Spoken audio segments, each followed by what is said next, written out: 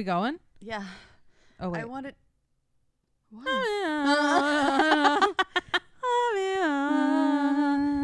If you're listening and watch The Traitors, that was my best Tom Sandoval impression. He slayed that challenge. He slayed the Boots house down. Slayed the Boots house down. And then he did say women, historically speaking, are the best cheaters. And it was like the best Freudian slip I've ever seen on any reality TV show ever. It's incredible.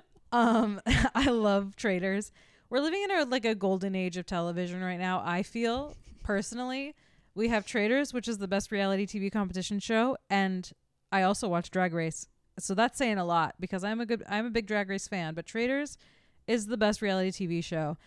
And also Severance is on right now, and I just love my Thursday nights. I watch Severance and Traitors, and both will be wrapping up soon, which is kind of sad, but I really enjoy weekly releases of TV shows. I'm glad we're shifting back to that more because it's fun to have the anticipation and waiting for a whole week to start an episode or to watch an episode. I love it. I agree. Because binge culture was getting out of hand. Yeah, I'm watching. Well, first of all, how you holding up? Oh, I'm holding up great. How was this week? This week was lovely, actually. Well, work was very busy, but last weekend I got to go visit one of my bestie friends who's pregnant, which is very exciting. I went and visited her in Colorado, and honestly, it was kind of a perfect weekend. We got permanent jewelry together. Go off. I got this pretty rose gold bracelet. Oh yeah, I saw you posted a pic. I like it. And then I'm a big fan of permanent jewelry. It's really quite nice. I like it a lot. And it feels like a nice, not tattoo level permanent way of commemorating a nice little trip. I would do it again if I was on a trip with a friend or something, or Jane, if you ever wanted to get bracelets. I would love to get bracelets with you. I would get another. And the lady who did it was very sweet. But anyway, I had such a nice weekend because I went for her baby shower and I stayed with her. And Bree, if you're listening, I'm so excited for your baby. And then I'm going to go hopefully visit again. Me too. I'm excited Labor for Day your weekend. baby too. I'm excited for your baby too. I'm excited for your baby. I'm excited for It's going to be such a cool baby. My God. And she has the nursery so organized. I was very impressed. The closet, she has clothes through all he would need through the first year. And they're organized by 0 to 3 months, 3 to 6 months. And when you go to the store and you're shopping for clothes, how it has the sizes, she has those little things. That's in the insane. Closet. It's incredible. Okay. I was and she had a label maker and all of the bins are labeled. It's just nesting, which is very cute to see her do. I'm I love it. She's so excited, and the nursery is really cute. It's all nautical, under the sea themed, but in a really tasteful, sophisticated, cool baby way. I don't want to interrupt this super interesting closet breakdown, but I forgot to welcome everybody to the podcast. Oh, so I just want to say welcome everyone to How You Holdin' Up, where I, Jane, and I, Dagny, explore the wonderful world of media and how it's held up, and talk about nurseries and baby closets. Go. No, it's okay. It's okay. Yeah, this is How You Holdin' Up, and I'm talking about how I held up over the last week, which was visiting my best friend who's pregnant, and that's really exciting. When's she due? Early May, but they think he's gonna come early. So she's showing. Oh yeah, and she kept doing a very funny bit because she's showing, it's very obvious. But she's people can't tell, right? She's I'm so skinny. That's I was so good. It was a very silly bit. It would be out. She's people can't tell. I'm so skinny. I was you are. There's no baby at all. But yeah, it was great. I really like leaving LA. I like getting a break and, having a new environment. Especially with everything that's been going on. With everything that's going on. It was a nice mental break. And Bree, I love her if you're listening. When she lived in LA, she lived directly above me in my old apartment complex, and we would watch TV together all the time. And that's when I first started watching Love is Blind, was with her. And it just worked out that the weekend I was going to see her was the new Love is Blind season was dropping. So we got to watch it together like old times. It was really cute. The new one, by the new one, you mean like the one that just came out, not the like the famous one that everyone's been watching. Love is Blind, the newest season that's out right now. It's season 8, I think. I completely fucked up, and I thought we were talking about Love Island. No. Love is Blind. Maybe might have said Love Island, but this season of Love, I'll keep this brief, but the season of Love is Blind is fascinating to watch. Dating a man from the Midwest, because it's set in Milwaukee, and these people are so nice. Like, there is like the Netflix like kind of fabricated drama that they like are pushing. And you can tell that they're kind of having to like force from drama, because they're all just like sweet Midwesterners.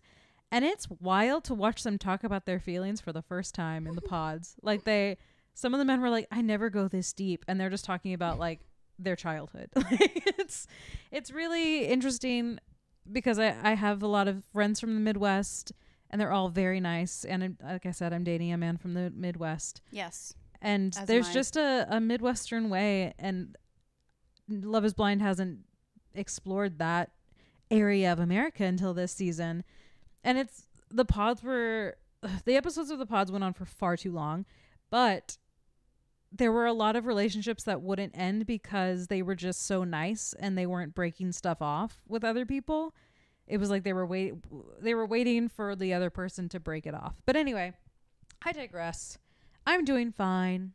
Work is busy, but I've been able to fill my time with seeing people I love, like Jane. Like me. I'm seeing Jane right now. And Jane, how are you holding up? I'm holding up. I got some lab results back. Oh. Because I'm diabetic, so I have to do like blood tests yearly, and got some urine analysis stuff back, and some of it said like high creatine, high leukocyte levels. What are those things? Well, it's usually because of a UTI or kidney failure. I think probably UTI. So we'll see. My doctor will get back to me. I feel fine. Like nothing feels wrong. And I've been like researching like a little weirdo, and like some places say it's okay, these levels. Like might just be you don't drink enough water or whatever, which I don't. Or you got to get a bigger Owala. Owala, sponsor us. I have to be. Yeah, we have so many things we can sponsor. I love things. Sorry, you were talking about something very serious. More listeners. Which was your health. No, but I don't want to speculate, and my partner has been the same way. He's like, don't speculate, don't freak out, you know. Yeah. So we'll just wait and we'll see. But if I need antibiotics, I'm getting them. I feel fine though. Like I've had UTIs before where I was like, oh no, like I don't feel good. Yeah. I feel fine. Okay. I had a headache today, and that doesn't feel like it's connected in any way to the lower part of my body. Maybe it is, but who knows? So other than that though, I'm doing pretty chill. And by the way, my labs were taken yesterday, so like there hasn't been much time. Yeah. To really like over assess. I hear you. We'll just see what happens. Oh yeah. Wake up, Jane. Oh guys. Okay, well now you're making me yawn. It's just a beautiful Sunday afternoon. That's what it is. Sunday at 5:21 p.m. And you know, that's around the time you get sleepy and start to get the Sunday scaries. But you're not allowed to get sleepy because you're all gonna get angry right now. Because we're gonna talk about a film that I haven't felt a rage toward a film. It's very funny how angry it made you. In a long time. Like a rage. Like I was like truly disappointed. Dagny's looking at me right now like, is she gonna like cry or punch something? Like I'm mad. It's valid. I remember watching this as a kid, and I remember enjoying it, but then I also remember never watching it again. I remember rewatching Inspector Gadget 2. And I watched some clips from that. Oh, yeah. We're talking about Inspector Gadget. The Matthew Broderick live action Inspector Gadget. The film is the 1999 Inspector Gadget live action. And we'll probably do the second one because I even looked up clips of the second one, and it is so much better. And I'm trying to understand the disconnect. Yeah. I'm like, Matthew Broderick is an incredible actor. What is this He's shit? An icon. Yeah, when I went to go rent it to watch, because I couldn't find it streaming, which felt criminal. But, or maybe it was on Disney. I don't have Disney Plus. But anyway, I went to Amazon and it was discounted and cost me 78 cents to rent. And I think it was worth 78 cents. One of us did. I would have been mad I paid that. Yeah, I didn't. I wouldn't have loved if I paid more than that. But I said that because when you go click on the movie on Amazon to rent, it has like 1 star. Yeah, I was surprised how poorly this. I will tell you guys rewatch went. A super quick premise of what it is if you've never seen it and never will. But Inspector Gadget there's stories written about it. It was a show, and then in the 90s they decided to make like the first feature with it, basically of how Inspector Gadget was created. Origin story, we love. Origin story. And my boyfriend did a really good description. It's just a child parody of RoboCop. Oh yeah. And done awfully, but I digress. Basically, Inspector Gadget is a man who gets severely injured and then should have died, yeah. And that whole opening sequence, there's no way a human would have survived that, but go ahead. Exactly. And he we'll go into all of it, but there's a woman who is a scientist who is creating like appendages that operate on their own robotically. So she uses her dad. She has her dad hooked up to like this brain machine. Her dad is willing. He's cognizant. There's nothing weird there, and he has to think about like kind of a weird sexual tension though. Yeah, that we'll get into it. But basically, she asks her dad to move the foot with her head, with his mind. Move the foot with her head, and he's able to move this like separate like appendage. Which when the movie starts like that, you know, you're thinking about like, wow, this is a really good like scientific, you know, discovery for people who have lost their legs or people who have lost their like different appendages that they can now move as they would move if they were using their spine to move them, you know. So that's what you think it's about, and then you realize that this whole experiment is being created for the mayor of the town to help fight crime, and they need to find the perfect specimen to like basically infuse that person with like gadgets and like gizmos and all kinds of shit in their body so that they can fight crime. And this poor unassuming idiotic man who was supposed to die, who did not at all choose for this, did not consent to this massive surgery and undergoing an entire shift in his anatomy, had no say, wakes up to his entire body not being its own, like it's completely changed, and having to train and dedicate like to being an officer.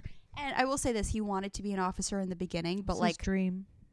But like everything about this man tells me that he shouldn't be an officer. He's like the dumbest security guard I've ever met in my life. There's clearly a reason why he can't pass an exam. Even the police chief, like once he's Inspector Gadget and he gets introduced to police chief, you know, the police chief is like, you should not be here. Like, no, you I are side not with good. The police chief 100%. 1,000%. You're a publicity stunt. You can go direct traffic. And like, we're not putting you on a real case. And you have no idea. You have no training. Like, all he believes is injustice. It's just so... The plot is not plotting. And then on top of that, the bad guy who's supposed to be... He's called Claw. Claw. Named in himself. The original series, he names himself, which is... He has, like, his minions, I guess, help name him. But on top of that, the fun thing about Claw in the show was that you could never see his face. He was like this ominous, deep-voiced, like, Claw man, and then he had that hat over the front of his face. Oh, yeah. Which they do in the second Inspector Gadget. Oh, he wears that iconic. Yes. That's in nice. the first one, He's this British man. He's like a Ryan Murphy. It just brunette man. He holds no fear. There is no fear when I watch him. He's just a guy. He's just a guy. And the last kind of inconsistency between the show and the movie is that in the show, you know, Inspector Gadget is given a car that kind of like aids him, and it's just supposed to be a vehicle that like has a bunch of gadgets and helps him. But because Inspector Gadget is so fucking stupid in this movie, the car is literally smarter than him and like is the joke maker and like arguably the hero of the story. It does way more than he does. Takes care of a child at one point. Our hero sucks. Like the person that is supposed to be our hero character sucks. He's unable to save anyone truly. He's unable to help anyone. And then there's literally a scene where he's supposed to save this doctor because he's secretly in love with her, even though she like traumatized his entire body without his consent.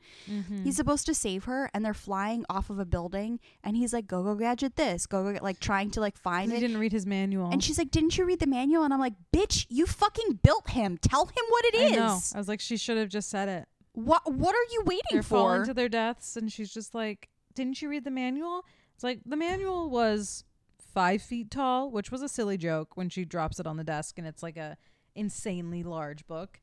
But I mean, if my body was completely contorted into something new, I would read all the things I could do. Yeah, I would read all the things I could do, but also in an instance like that, when you're the fucking creator and you know we're about to fall to our death, you know, step in, bitch. Yeah. I don't like her. No, and I mean, if you want to, the other part of Claw of his character, what makes him like the villain in this one is he takes Brenda. No, Brenda's the bad version of her, isn't it? God, what is her? What is that character's name? He creates like. I'll pull it up. Is it Brenda? I got you. But anyway, the like villain arc is Brenda, yeah. Brenda. Okay, then I have thoughts on the fake Brenda. Fake Brenda's Robo Brenda. Robo Brenda. Okay. But the like side plot of the villain is he steals the scientific research from Brenda, from good Brenda, and he makes a clone of Inspector Gadget who's evil, and he also makes a clone of Brenda, and it feels like a weird sexual like sex toy almost. Yes. Because she's very youthful. But I will say, I didn't remember most of this movie. I remember Brenda, bad Brenda, Robo Brenda, clear as day. Her like flipping off the building. I was like, I remember this. Wow. And her laugh, which is like robotic. It's so, honestly, I got a good giggle. It's a really stupid joke, but it's very silly.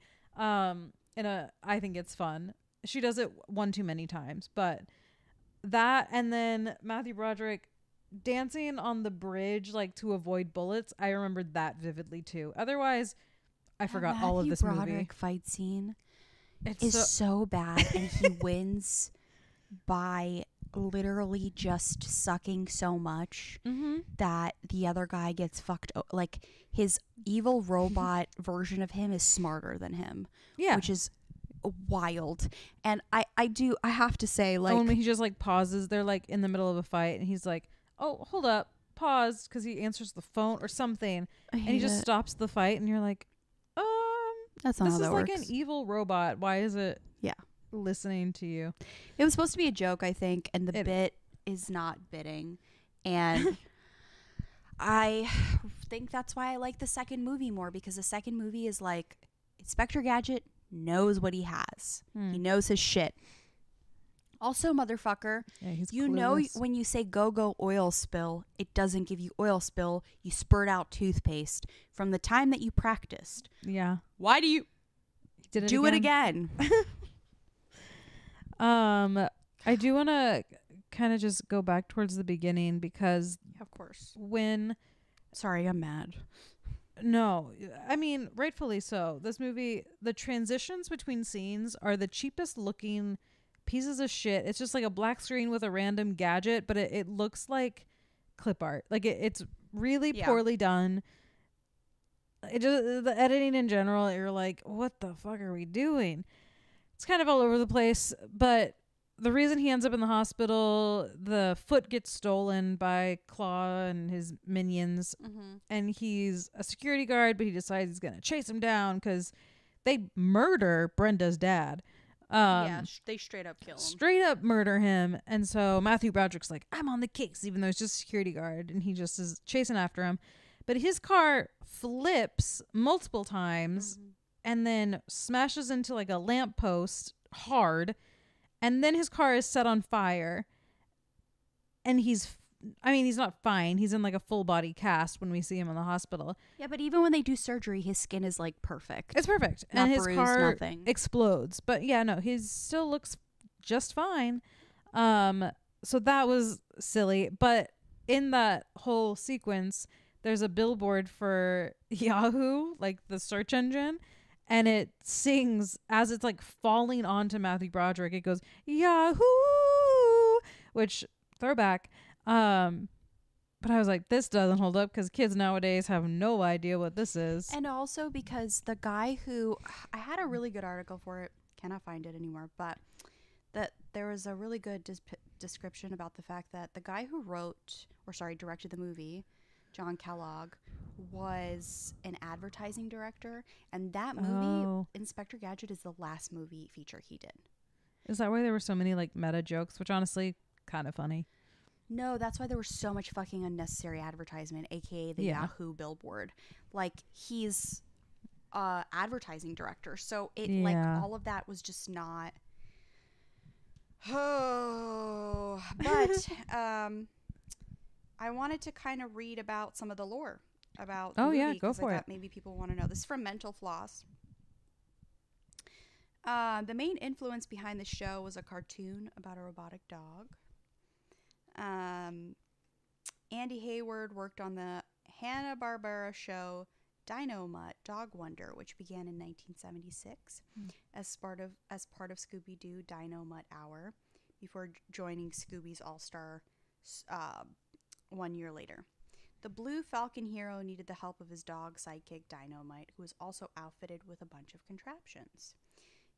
Hayward remembered the Blue Falcon not being the smartest of heroes, and he came up with Inspector Gadget concept from there. A dog not being the smartest of heroes works fine. A fucking person? No. No. 3. The inspector was forced to get rid of his mustache. After viewing the pilot episodes, this is for the show. The Maytag repairman also took a shot at voicing Gadget. That's cool. Maytag repairman. Who's that? Oh my god. It's Gary Owens. Oh, okay. And then theme song is based on a classic tune. Can you guess which one? Inspector Gadget. What is it based off of? It's a classical song. I don't know. The Hall of the Mountain King. Oh, got it. Yes. Which actually, that song is incredible. It pops in my head randomly. The Inspector Gadget song, great. So good. Loved the theme. Loved it. But also, Jim Carrey auditioned to play Corporal Caveman. That's another fun fact. Oh. And then what else do I have? Dr. Claw's face in the show was actually revealed after the series ended. And I feel like that should have been... Yeah. Makes it creepier. Did for the first one. Like, why am I seeing his face? No, we're just seeing this guy. The Inspector Gadget's backstory is just as ridiculous. And this is the last fact I'll read. But Inspector Gadget's backstory is just as ridiculous and tragic as you would think. Inspector Gadget that never came... another important aspect of Inspector Gadget that never came up during the show's original run was why or how he became half man, half machine. But an official 1991 trading card answered those questions. Inspector Gadget was an ordinary police inspector named John Brown, who fell down a flight of stairs after slipping on a banana peel. When he awoke from the operation, he had more than 13,000 crime-fighting gadgets attached to his body. Ew, ow, awful. Oh my God. And I will say this. that still is a better mock-up than what the fucking movie chose. Like, Mm-hmm. why wasn't he already a cop? Make it easier. Yeah. What are we doing? Like, just make him a cop already. He can be really devoted to his job Mm-hmm. and be like, I want to try crime fighting this way. I'm not comfortable in my body yet, but whatever. The biggest negative. This movie displays no knowledge or seemingly any interest in the original cartoon. Yeah. Granted, adaptations do make changes, but these should be in the same spirit of original source material. By way of comparison, the Peanuts movie was a great reboot as. While it made updated touches, it remembered what audiences loved about the Peanuts gang and stayed true to those roots. Yeah. But Inspector Gadget is quite the opposite. It tries too hard to be something different and thus fails to grasp what fans loved about the original cartoon. Even in the little details, the film falters. Penny, the show's behind-the-scenes heroine, isn't blonde and doesn't play a large role in the overall plot. Brain, who worked just as hard as Penny on the show to save the day, is a forgettable background figure. Is Penny the niece? Or who? Okay. The chief, evil in the show, was a terrorist spy organization called MAD, but the likes of which were completely abandoned there. Mm-hmm. Just They went off the rails. on the show, Gadget was a bubbly fellow whose goofiness was perfectly captured by the voice of Get Smart's Don Adams. Mm-hmm. Granted, I don't expect an actor to copy what someone else did, but so much of what made Gadget who he was came from Adams' signature delivery. It was quick-witted, animated, and goofy. But absolutely nothing here in the movie seeks to preserve that in any way, much to Gadget's detriment. Yeah. It's true. He's just like this. He's just an idiot. There's nothing redeeming about him. Mm-hmm. This one really got to you. It did. You know why, I think? And I was thinking about it after I watched it. I was like, why is this pissing me off so much? Mm-hmm. I think because as a kid, I've seen so many incredible kid films. Mm-hmm. Like films that I'll watch today and be like, wow, there's so many adult messages in this that I missed that are beautiful. Like, wow, to be able to watch this later is, as an adult, and still enjoy it is phenomenal. Yeah. And there's plenty of movies that I've seen where I'm like, hey, I wouldn't enjoy this as an adult, but I see why as a kid this was really, really great. Yeah. And this is like, as a kid, I wouldn't fucking enjoy this. As an adult, I wouldn't fucking enjoy this. This wasted a budget. Yeah, it really was. So fuck you, 1999 Inspector Gadget. You did not hold up for me. No, definitely didn't hold up for me either. There were moments that I rolled my eyes but also chuckled. I did the Disney meta jokes didn't always hit, but the one of buckling your seatbelt kind of made me giggle. Yeah, that one was fun. Or when he grabbed the guy's balls Mm-hmm. by accident, he was like, "Oh," but like, yeah, the car with the buckling the seatbelt. There's like three jokes in the whole thing. You know, yeah, this is a Disney movie. You gotta buckle your seatbelt. Whatever. Yeah. But there's a couple Disney jokes and they're funny, and then there's moments that are very few moments that I'm like, oh, this is fun, but overall, it's not for me. There is in my opinion, a pretty glaring continuity error that I caught. Oh, what was it? So whenever they're electrocuting one of the henchmen, he has like the helmet thing on. Yeah. There's a chin strap that they put on him. And the first shot where he's getting like electrocuted, the chin strap is like on. The next shot, it's just hanging down. And then when it goes back to him again, it's attached. And it's like pretty... I was like, what? You thought people weren't going to notice? God damn it, script supervisor. I caught it the first time and I was like, I'm going to rewind and make sure because that's crazy. I can't be mad at the script supervisor. The script supervisor probably wanted to kill themselves on that film. Yeah. This was, at this point, they probably were like, you know what? Good enough is good enough. Shit. Yeah. It is what it is. This will be like an IMDb trivia thing. It's wild that Matthew Broderick. It's so sad that they had that because Matthew Broderick is so talented and he's so it's everything else that I've seen him do. I'm like, he's so perfect and so fun, and Bad here. I don't know what went wrong. My God. Really Yeah, watch unfortunate. with extreme. We're warning you guys. It'll literally. I mean, It's I guess so short though. That was it nice. is. It wasn't long. It was like an hour and 15 minutes, and I was like, okay, I can do this. And I mean, I have watched worse things, but it was kind of disappointing going back and watching something that I thought, like as a kid, I had a fond memory of it, and I rewatched it. I was like, my God, this is a bad movie. I think 2 is much better. And I think 2 is the one I rewatched a lot because I could barely remember Inspector Gadget, the first one. Mm-hmm. When I sat down to watch it, I was like, God, I don't remember any of this. 2, I definitely remember like popping in all the time. And so maybe we'll review that one and see if it's any better. But yeah, this was a disappointment. It's a disappointment. It was a disappointment. I'm going to find the Robo Brenda laugh. Oh yeah, find the Robo Brenda. The Robo Brenda. Oh, an ad. 1 second. uh, Speaking of ads, sponsor us. We're happy to have an ad. Okay. Hello? Is that you?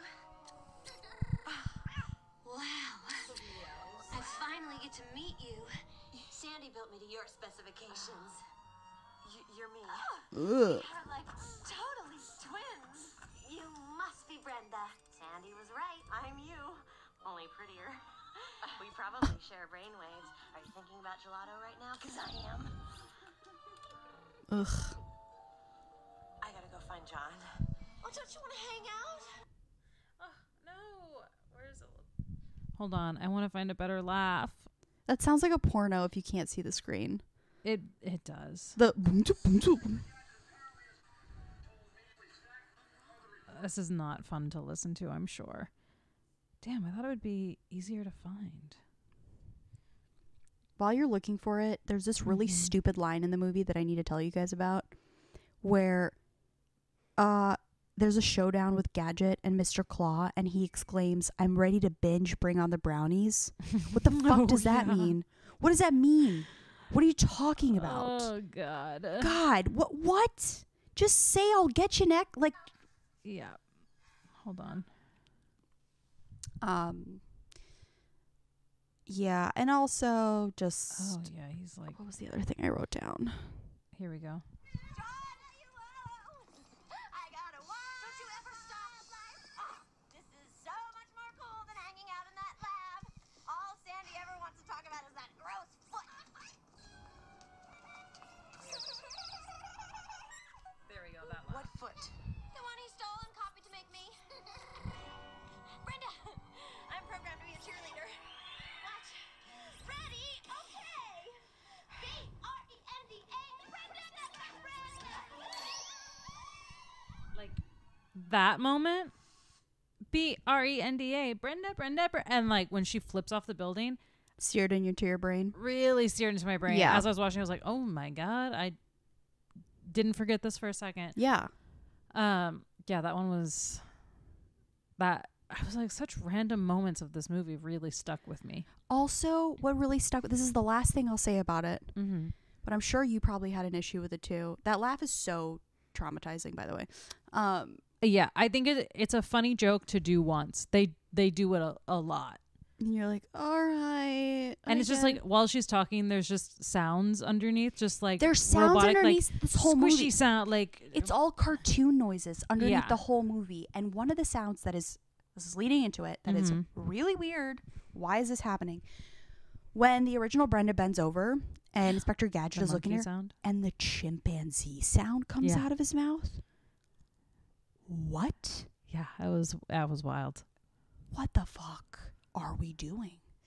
It happens again at some point in the movie too. It does, yeah, because she And- bends over and he sees hot girl booty and makes an involuntary monkey sounds. Yeah, It's crazy. I don't know what that's about. I hated it. I hated it a lot. Yeah, that wasn't great at all. Brenda's character is very sexualized, and I'm like, she's just a scientist out here trying to change the world. But like, But also, she's kind of a cunt for like doing that. She did just kind of like take over this guy's body. She took over this guy's body, made him get into a car that drives itself. Who's She's the real also villain? a mechanic. Yeah, she built the car, is what she says. She says, I made this car for you, and you're like, okay, what can't you do? Women in STEM, pop off queen. Women in STEM. Oh, maybe he deserves it. He's a sappy sod. Yeah. I would have liked to know, maybe the cartoon does this, but the Penny's backstory. Like, why is her uncle her caretaker? I'm curious what happened to her parents. I don't know. I didn't look up the lore for that. I'm sure there's actually some description about that, but I don't know if it even applies to the movie because the movie doesn't follow anything that the show has. So I was just very curious. Because I was like, does she live with him? It seems like it, but also she might just really like her Uncle John. Aw. I don't know. Aw. But yeah, no other family. Just this niece of his. Just Uncle John and Uncle Brenda, John. this fucking scientist. Yeah, she's... Yeah, this movie was a bit of a doozy. No one's good in this film. No, but you can rent it on Amazon for 78 cents. And if you want to... have a or watch it for free on silly Disney little Plus. time, or if you have Disney Plus, feel free to revisit it. But if you don't like it, don't tell us that we didn't warn you. I warned you. You so did. mad. You did. I'm pretty forgiving to a lot of movies, and even this one, I was like, oh boy, okay, we're gonna push through. Yeah, that's it. So yeah, I don't feel like it held up. It did. No, it didn't. It was a fail. Yeah, and not even like a 1 out of 10. Like it just didn't. Yeah. it's poorly made. Throw it off the poorly building. Written, poorly directed. The same way that Brenda cartwheeled off the building. Yeah. BRENDA. Brenda.